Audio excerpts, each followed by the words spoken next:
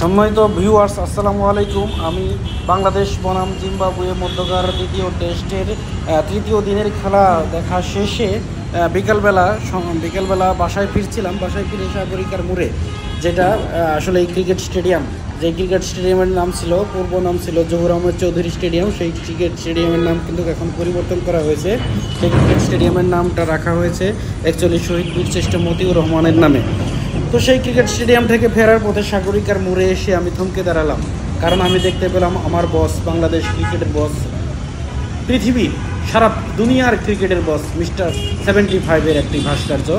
75 সহ এখানে আরও অনেক প্লেয়ারের ভাস্কর্য রয়েছে, তবে মিস্টার 75-এর ভাস্কর্যটা আমার কাছে বিশেষভাবে নজর কেড়েছে, কারণ তিনি বাংলাদেশ ক্রিকেটের যা পরিচিতি, যতটুকু অগ্রগতি, যতটুকু বাংলাদেশ ক্রিকেটকে বিশ্ব চিনে, সবার পিছনে রয়েছেন আমাদের ক্রিকেটার, বাংলাদেশের প্রাণ সাকিব আল হাসান।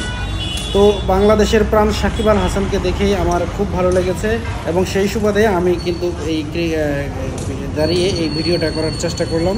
তো সুপ্রিয় বন্ধুরা, আমি আপনাদের এই ভাস্কর্যগুলো স্থাপন করা হয়েছিল অ্যাকচুয়ালি 2011 সালে, যখন বাংলাদেশ ক্রিকেটে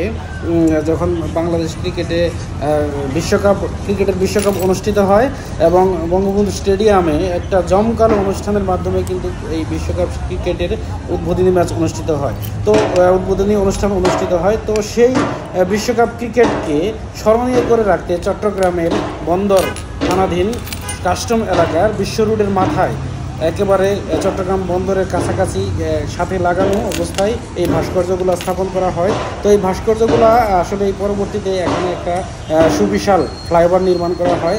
সেই ফ্লাইওভারের নামও যদিও পরবর্তীতে পরিবর্তন করা হয়েছে, তো এই বিষয়ে আমি না বলি। তো এই ফ্লাইওভার নির্মাণ করার কারণে এখানে আসলে কনস্ট্রাকশনের কাজ করা হয়, সেই কনস্ট্রাকশনের কাজের সুবাদে এই ভাস্কর্যগুলো এখানে রাখা সম্ভব হয় না। এই ভাস্কর্যগুলো তারপর পরবর্তীতে তখন সাগরিকা ক্রিকেট স্টেডিয়ামের একেবারে প্রবেশদ্বারে ঢুকতেই হাতের ডান পাশে অত্যন্ত সুন্দরভাবে স্থাপন করা হয়েছে। তো বন্ধুরা, সকলকে ধন্যবাদ। আসসালামু আলাইকুম।